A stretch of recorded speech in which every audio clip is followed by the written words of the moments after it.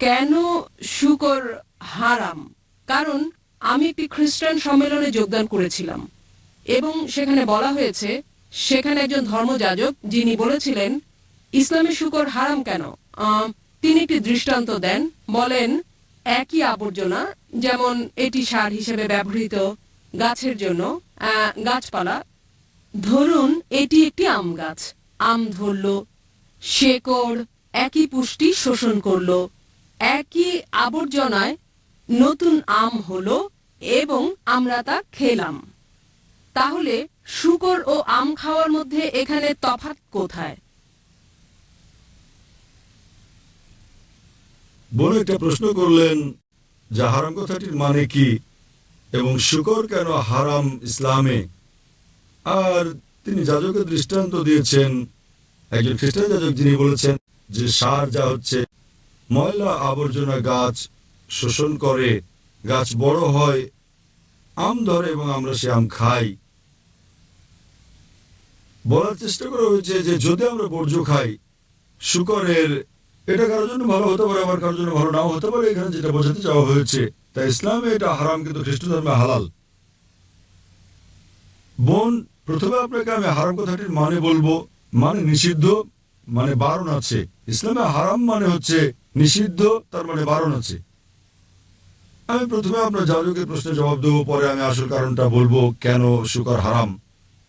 যাজক দৃষ্টান্ত দিয়েছেন যে সার, ধরুন ময়লা আবর্জনা গাছের জন্য ভালো এবং গাছ বড় হয়, তারপর যখন আম ধরে এবং আমরা সেই আম খাই। বলার চেষ্টা করা হয়েছে যে হতে পারে এটা হারাম মুসলিমদের জন্য, তবে খ্রিস্টানদের জন্য ভালো। যদি আপনি তুলনা করেন সার যা মানুষের জন্য আবর্জনা, তা গাছের জন্য ভালো হতে পারে, কারণ গাছপালা ও মানুষ দুটো ভিন্ন জীব, তারা এক নয়, তারা ভিন্ন। কিন্তু ইসলাম ও খ্রিস্ট ধর্মে মানব জাতি একই। আপনারা ভিন্ন ধর্ম পালন করতে পারেন, কিন্তু যা এক মানুষের জন্য ভালো স্বাভাবিকভাবে তা অন্য মানুষের জন্য ভালো, যদি না তার নির্দিষ্ট কোনো সমস্যা থাকে। উদাহরণস্বরূপ, যদি তার ডায়াবেটিস থাকে, চিনি তখন তার জন্য ভালো না হতে পারে, কিন্তু স্বাভাবিক অবস্থায় চিনি ভালো, এটা আপনাকে দেয় শক্তি। যদি তার কোনো সমস্যা থাকে তাহলে সেটা তার জন্য উপকারী না হতে পারে। কিন্তু সাধারণ মানুষের আওতায় যতদূর আসে, সব মানুষের ক্ষেত্রে ভালো মন্দের ব্যাপারটা একই রকম। সুতরাং আপনি এই দৃষ্টান্ত দিতে পারেন না সার কারোর জন্য ভালো, কারোর জন্য ভালো নয়। আমাদের যা করতে হবে, আমাদেরকে গাইডের কাছে যেতে হবে। গাইড আমাদের কি বলে এবং আমরা বিশ্লেষণ করার চেষ্টা করব গাইড আমাদের কি বলে। খ্রিস্ট ধর্মের গাইড হচ্ছে বাইবেল, ইসলামের গাইড হচ্ছে কোরআন। যখন আমরা কোরআন পড়ি, অন্তত 4টি ভিন্ন জায়গায় যেখানে কোরআন বলছে শুকর খাওয়া নিষিদ্ধ। আল্লাহ কোরআনে বলেছেন সূরা বাকারা অধ্যায় নম্বর 2 আয়াত নম্বর 173, সূরা মাইদা অধ্যায় 5 আয়াত নম্বর 3, সূরা আনাম অধ্যায় 6 আয়াত নম্বর 145 এবং সূরা নাহল অধ্যায় 16 আয়াত নম্বর 115। তোমাদের জন্য নিষিদ্ধ করা হয়েছে মৃত মাংস, রক্ত, শূকরের মাংস এবং আল্লাহর নাম ব্যতীত অন্য কারো নামে উৎসর্গ করা খাদ্য। তাহলে এখানে কোরআনে বলা হয়েছে 4টির কম জায়গায় নয় যে শূকরের মাংস খাওয়া, পোর্ক নিষিদ্ধ। অনুরূপভাবে আপনি যদি বাইবেল পড়েন, বাইবেলের অন্তত 3টি জায়গায় বলা হয়েছে শূকরের মাংস খাওয়া নিষিদ্ধ। বাইবেলে বলা হয়েছে বুক অব লেভিটিকাস অধ্যায় নম্বর 11, অধ্যায় নম্বর 11 অনুচ্ছেদ 7 ও 8, তোমরা শূকরের মাংস খাবে না, না এর দেহ স্পর্শ করবে, এটা তোমাদের জন্য হালাল নয়। একই বার্তা দেওয়া হয়েছে বুক অব ডিউটেরোনমিতে অধ্যায় নম্বর 14 অনুচ্ছেদ 8, শূকরের খুর বিভক্ত নয় এবং একে তোমরা বেছে নিও না এবং এটা তোমাদের জন্য হালাল নয়। একই কথা বলা হয়েছে বুক অব আইজায়া অধ্যায় 65 অনুচ্ছেদ 2 থেকে 5, তোমরা শূকরের মাংস খেও না। তাহলে বাইবেলে অন্তত 3টি ভিন্ন জায়গায় বলা হয়েছে যে তোমরা শূকরের মাংস খাবে না। এবং যীশু খ্রিস্ট তারপর শান্তি ঘোষণা বলেছেন গসপেল অফ ম্যাথিউ অধ্যায় নম্বর 5 অনুচ্ছেদ 7 থেকে 20, ভেবো না যে আমি নিয়ম ভাঙতে বা নবীদের ধ্বংস করতে এসেছি। আমি ধ্বংস করতে আসিনি, বরং পূর্ণ করতে এসেছি। কেউ যদি একটি হিতোপদেশ ভঙ্গ করে, তাকে স্বর্গরাজ্যে ডাকা হবে না। তার মানে যদি আপনি ওল্ড টেস্টামেন্টের একটি নিয়ম বিন্দু পরিমাণও ভঙ্গ করেন, আপনি জান্নাতে প্রবেশ করবেন না। তাই একজন খ্রিস্টান হিসেবে যদি আপনি বাইবেল বিশ্বাস করেন, তাহলে শূকরের মাংস খাওয়া আপনার জন্য নিষিদ্ধ, আপনার জন্য বারণ, আপনার জন্য হারাম। যদি আপনি মুসলিম হন, যদি আপনি কোরআন বিশ্বাস করেন, এটা নিষিদ্ধ। যদি আপনি বাইবেল কিংবা কোরআন বিশ্বাস না করেন, আসুন বিশ্লেষণ করে দেখি আজকালকার কারণ যুক্তি ও বিজ্ঞান শুকরের মাংস সম্পর্কে কি বলে। আজকালকার বিজ্ঞান আমাদেরকে বলছে যে আপনি শুকরের মাংস খেলে সম্ভাবনা আছে যে অন্তত আপনার 70টি রোগ হতে পারে। আপনার গুণাকৃমি হতে পারে, আপনার কেচকৃমি হতে পারে, যেটা সবচেয়ে বিপজ্জনক অন্যান্য সব রোগের মধ্যে সেটা হচ্ছে ফিতাকৃমি। একে বলে টিনিয়া সোলিয়াম এবং এটি থাকে পরিপাকতন্ত্রে, আর এটি খুবই লম্বা। যদি আপনি খুব ভালো করে সিদ্ধ করেন ডিম, টিনিয়া সোলিয়ামের ওভা তখনও মরে না এবং পরিপাক নালী থেকে এটা রক্তের মধ্য দিয়ে শরীরে প্রায় সব অঙ্গেই যেতে পারে। এটি চোখে ঢুকে অন্ধ করে দিতে পারে চোখ, হৃৎপিণ্ডে ঢুকে হার্ট অ্যাটাক ঘটাতে পারে, এটি মস্তিষ্কে ঢুকে মস্তিষ্ক অকেজো করে দিতে পারে। এবং যখন আপনি বুঝতে পারবেন যে আপনি এই রোগে আক্রান্ত, ততক্ষণে দেখবেন আপনার অপূরণীয় ক্ষতি হয়ে গেছে। অধিকন্তু বর্তমান বিজ্ঞান আমাদের বলছে যখন আপনি শুকরের মাংস খান, দেখবেন তাতে চর্বির উপাদান বেশি রয়েছে, বরং কম রয়েছে মাংসপেশি করার উপাদান। সেই কারণেই শুকরের মাংস যারা নিয়মিত খায় তাদের বেশিরভাগেরই ভুঁড়ি বড়, তারা মোটাসোটা। বর্তমান বিজ্ঞান আমাদের বলছে যে শুকরের মাংস খেলে তাদের বেশি সম্ভাবনা থাকে অ্যাথেরোক্লোসিস হওয়ার। অ্যাথেরোক্লোসিস আজকাল বিজ্ঞান আমাদের বলছে যে যদি আপনি নিয়মিত শুকরের মাংস খান, আপনার উচ্চ রক্তচাপ হতে পারে। সেজন্য বর্তমানে 50%-এর বেশি আমেরিকান তারা উচ্চ রক্তচাপে ভুগছে, কারণ তাদের বেশিরভাগই শুকর খায়। বর্তমান বিজ্ঞান এটা বলছে যে পৃথিবীর বুকে সবচেয়ে নোংরা প্রাণীর অন্যতম হচ্ছে শুকর। যেখানে আপনি ময়লা আবর্জনা দেখবেন সেখানে শুকর দেখতে পাবেন। বর্তমান বিজ্ঞান এও বলছে যে শুকর পৃথিবীর সবচেয়ে নির্লজ্জ প্রাণীগুলোর অন্যতম।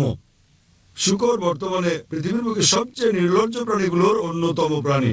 এরা উপভোগ করে এটা দেখে যে স্বামী স্ত্রীকে, নিজ সহচরকে বন্ধুর সঙ্গে যৌনাচারে দেখে।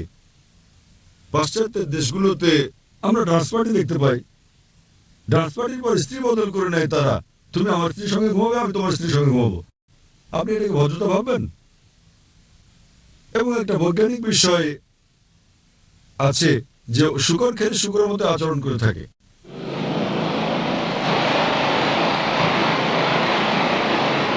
আসলে উত্তরটা পেয়েছেন মন। হ্যাঁ, ভেরি গুড। আমার পরের প্রশ্ন হচ্ছে প্রসাদ ও চরণামৃত সম্পর্কে, যা মন্দিরে দেয়া হয়। আমি জানতে চাই এটা কতটা ভিন্ন। যখন মুসলিমরা হজে যায়, তারা খেজুর ও জমজমের পানি নিয়ে আসে, তাহলে মুসলিমদের কেন প্রসাদ বা চরণামৃত গ্রহণ বন্ধ করতে হবে? তফাৎ কোথায়? একটা ভালো প্রশ্ন করেছেন। তিনি বললেন যখন হিন্দুরা মন্দিরে যায় তাদের প্রসাদ দেওয়া হয়, যখন মুসলিমরা হজে যায়, হজ থেকে ফিরে মুসলিমরা খেজুর দেয়। তফাৎ কি? তফাৎটা হচ্ছে যে প্রসাদ খাদ্য যা দেবতাকে উৎসর্গ করা হয়। হিন্দু ধর্মে আপনি দেখবেন হিন্দু ধর্ম আলাদা। হিন্দুরা যা করে তা হচ্ছে তারা মন্দিরে যায় এবং দেবতাকে খাদ্য দেয়। আল্লাহ কোরআনে বলেছেন সূরা আনাম অধ্যায় নম্বর 6 আয়াত নম্বর 14, আল্লাহ সবার জন্য আহার যোগান, কিন্তু তার খাওয়ার প্রয়োজন হয় না। আমরা মানুষ কিভাবে ঈশ্বরকে খাদ্য দিই? এছাড়া কোরআন অন্তত 4টি জায়গায় বলা হয়েছে যা আমি আগে উল্লেখ করেছি। সূরা বাকারা অধ্যায় 2 আয়াত 173, সূরা মাইদা অধ্যায় 5 আয়াত নম্বর 3, সূরা আনাম অধ্যায় 6 আয়াত 145 এবং সূরা নাহল অধ্যায় 16 আয়াত নম্বর 115। حرمت عليكم الميتة والدم ولحم الخنزير وما أهل لغير الله به। তোমাদের জন্য হারাম খাদ্য হচ্ছে মৃত মাংস, রক্ত, শুকরের মাংস এবং আল্লাহ ছাড়া অন্য কারো নামে উৎসর্গ করা খাদ্য। তাহলে যদি আপনি এমন খাদ্য খান যা আল্লাহ ছাড়া অন্য কারো নামে উৎসর্গ করা হয়েছে, তবে তা হারাম। মুসলিমরা যখন হজ বা উমরা করতে যান তখন তারা খেজুর নিয়ে আসেন। কেউ বলে না এই খেজুর সর্বশক্ত ঈশ্বরকে দেওয়া হয়েছে। খেজুর আপনারা জানেন, কারণ সৌদি আরবের অন্যতম প্রধান ফল হচ্ছে এই খেজুর। তাই যখন আমরা সে দেশে যাই আমরা ওই ফল নিয়ে আসি কেবল উপহার হিসেবে।